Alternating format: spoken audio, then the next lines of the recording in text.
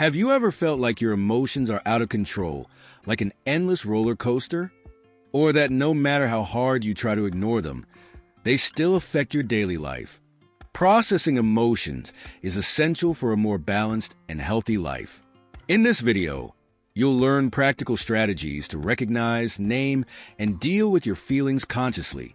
This way, you can avoid impulsive reactions and improve your quality of life. Stay with us until the end and discover how to turn your emotions into allies. Subscribe to our channel for more content like this. Have you ever felt such deep emotional exhaustion that it seems impossible to move forward? This could be a sign of emotional burnout, a condition where unprocessed feelings build up and directly affect your energy, motivation, and even your physical health. Additionally, many people suffer from what is known as secondary trauma, which happens when we absorb the emotions and pain of others, especially in helping professions such as caregivers, healthcare workers, and teachers. Naming emotions is the first step to breaking this cycle. When we identify and name what we are feeling, we can see the problem more clearly and find appropriate solutions. Think of your emotions as puzzle pieces. Without identifying them, it's hard to put together the complete picture of your emotional life. Moreover, correctly naming emotions helps us avoid impulsive reactions, such as angry outbursts or hasty decisions that could harm relationships and opportunities. When you know you're feeling frustrated, for example, you can look for healthy ways to cope with it instead of taking it out on others or yourself. Another benefit of naming emotions is a significant improvement in quality of life. Studies show that people who develop the ability to recognize and clearly express their feelings experience less stress, make better decisions, and build healthier relationships. After all, when we know what we're feeling, we can communicate our needs more accurately and seek the support we need. So, if you want to improve your emotional well-being, start by recognizing what's happening inside you. In the next section, we'll explore how the right choice of words can directly influence the way we deal with our emotions. The way we describe our emotions has a direct impact on how we feel and deal with them. Often, we use words vaguely or exaggerate, which can amplify the problem instead of solving it. For example, saying "I'm devastated" instead of "I'm disappointed" can intensify the emotional experience and make it harder to find solutions. A key distinction in emotional processing is understanding the difference between "I feel" and "I am."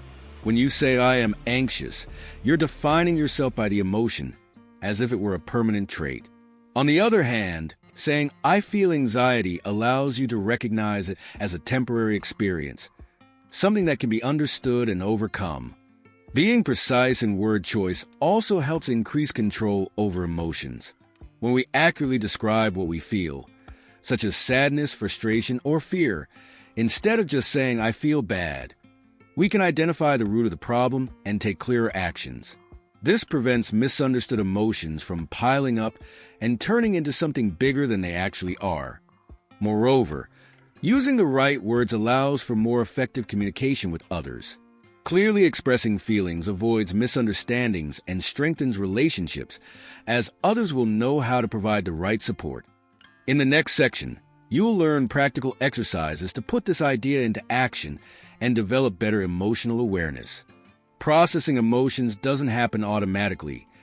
It takes practice and dedication to better understand what we feel and how to deal with it. Fortunately, there are simple and effective exercises that can help us develop this skill gradually and consciously. One of the most effective methods is keeping an emotion journal. Writing down what we feel throughout the day helps identify emotional patterns, triggers, and recurring situations that may be affecting our well-being. When writing, try to detail the context of the emotion, such as, "Today I felt anxious before an important meeting because I was afraid of not being prepared." This simple habit helps to name emotions and see them more objectively. Another valuable exercise is asking reflective questions, such as, "What am I feeling right now? What triggered this emotion? How is my body reacting to this feeling? Has this emotion appeared in similar situations before?" These questions help deepen self-awareness and identify emotional patterns that might have gone unnoticed before. In addition, mood trackers, whether through apps or simple spreadsheets, can be useful for monitoring emotions daily. These trackers help evaluate the impact of emotions over time and identify which habits, people, or activities positively or negatively influence our mood. Practicing mindfulness is also a powerful tool for emotional processing. Taking a few minutes each day to observe emotions without judgment, just accepting them, helps create a healthier connection with feelings and respond to them consciously rather than impulsively. Finally, it's important to remember that consistency is key to success. Creating a routine of emotional processing exercises helps turn this practice into a natural and beneficial habit in everyday life. In the next section, we'll explore how the rational and emotional parts of the brain interact and how we can use this knowledge to better manage our emotions. Have you ever felt torn between reason and emotion? This happens because our brain is made up of different areas that work in distinct ways. On one side, we have the emotional brain, located in the limbic system, which is responsible for our automatic reactions, such as fear, anger, and joy. On the other side, there's the rational brain, located in the prefrontal cortex, which helps us think logically, make conscious decisions, and control impulses. When faced with an emotionally intense situation, like a workplace conflict or unexpected news, the emotional brain reacts quickly and instinctively, triggering physical sensations such as a racing heart or muscle tension. However, without balance from the rational brain, we may end up making hasty decisions or overreacting. The good news is that naming emotions can help integrate these two brain areas, allowing for a more balanced response to daily situations. Studies show that when we verbalize our feelings, we activate the prefrontal cortex, reducing the intensity of automatic emotional responses. In other words, when you say, "I'm feeling frustrated because something didn't go as planned," simply recognizing the emotion helps calm the limbic system and find more rational solutions. A good analogy is to think of the emotional brain as a powerful car, full of energy, and the rational brain as the driver. If the driver isn't in control, the car can go out of control. But when both work together, the journey becomes safer and more efficient. To strengthen the connection between emotion and reason, practices such as deep breathing, meditation, and pausing to reflect before reacting are highly effective. These practices help slow down the emotional brain, giving the rational brain more space to analyze the situation clearly. In the next section, we'll discuss common mistakes people make when expressing emotions and how to avoid them to improve emotional communication. Expressing emotions clearly and effectively can be challenging. Many times, we fall into traps that hinder communication and proper emotional processing. Recognizing these mistakes is essential to developing healthier emotional intelligence and improving relationships. A common mistake is confusing thoughts with feelings. Phrases like, "I feel like no one values me," or "I feel like the world is unfair," don't express a real emotion, but rather an interpretation of reality. Instead, try to identify the actual emotion behind that thought, such as sadness, frustration, or loneliness. Replacing them with, "I feel unappreciated," or "I feel frustrated," makes communication clearer and more assertive. Another frequent mistake is using vague or generalized terms, such as "I feel bad" or "I'm not okay." These expressions make it difficult to understand what's really happening. Being more specific, saying "I feel anxious because I have an important meeting," or "I feel sad because I received criticism," allows you and others to better understand the situation and find more effective solutions. Additionally, many people tend to suppress or minimize their emotions, believing that showing them is a sign of weakness. However, bottling up feelings can lead to emotional buildup, which over time can result in stress, anxiety, and even physical health issues. Expressing emotions healthily doesn't mean losing control. It means acknowledging what you feel and dealing with it consciously. Another common mistake is emotional projection, which happens when we attribute our feelings to others. For example, saying "you make me feel useless" places responsibility on someone else instead of owning your emotional state with phrases like, "I feel insecure in this situation." Projection can lead to unnecessary conflicts and harm relationships. Finally, a frequent pitfall is not validating your own emotions. Often, we judge what we feel as silly or overreacting, which can distance us from self-awareness. It's important to accept your emotions without judgment, as every feeling has a reason to exist. By recognizing and correcting these mistakes, you'll be able to express yourself more authentically and healthily. In the next section, we'll introduce practical tools to enhance emotional awareness and strengthen emotional intelligence. Developing emotional awareness is essential for better handling daily challenges, strengthening relationships, and making more conscious decisions. Fortunately, there are practical tools that can help in this process, making it easier to recognize, understand, and express emotions in a healthy way. One of the most effective tools is using lists of emotions and synonyms, which help expand emotional vocabulary. Often, we struggle to identify what we're feeling because we always use the same words, like sad or happy, without nuance. Detailed lists allow us to explore specific emotions, such as melancholy, excitement, frustration, or relief, providing a deeper understanding of our feelings.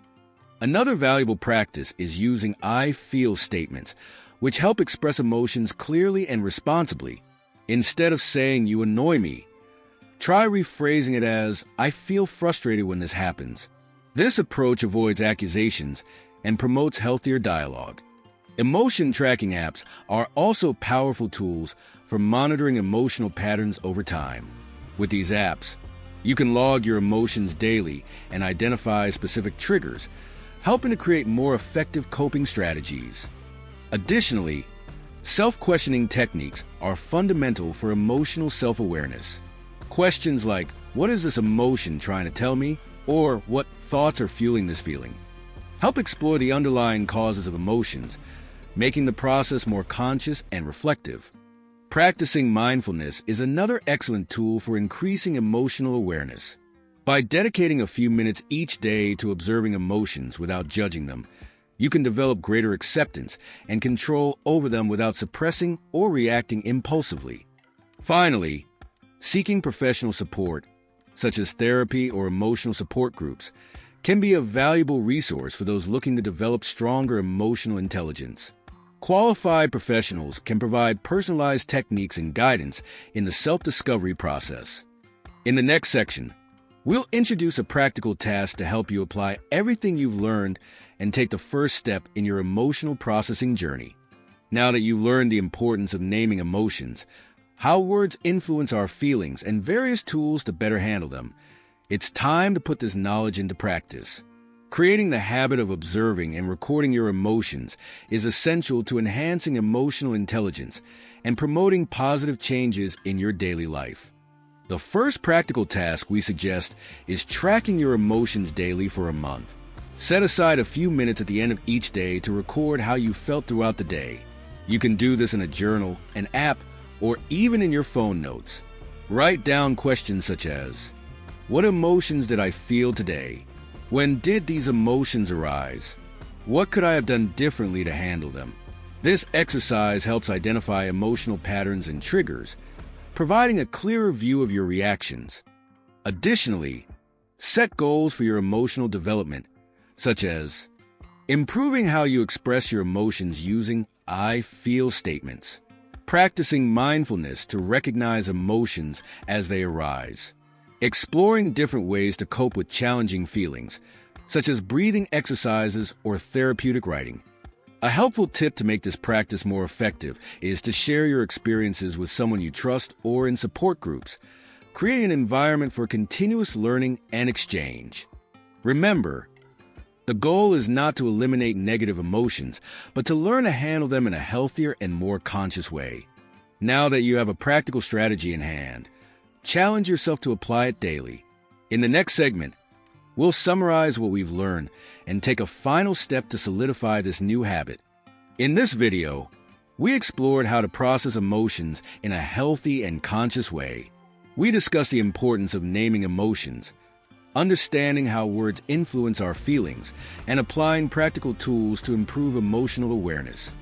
We also covered common mistakes in expressing emotions and how to avoid them, as well as suggested a practical task to help you take the first steps in the self-awareness journey. Remember, developing emotional intelligence is an ongoing process, but every small step makes a big difference in your quality of life. By recognizing and expressing your emotions clearly, you can make more conscious decisions, improve your relationships, and live a more balanced life. If you enjoyed this content, don't forget to like, comment, and share with someone who might benefit from this information. Subscribe to our channel to stay updated with more videos on emotional health and well-being. Together, we can build a healthier and more conscious life.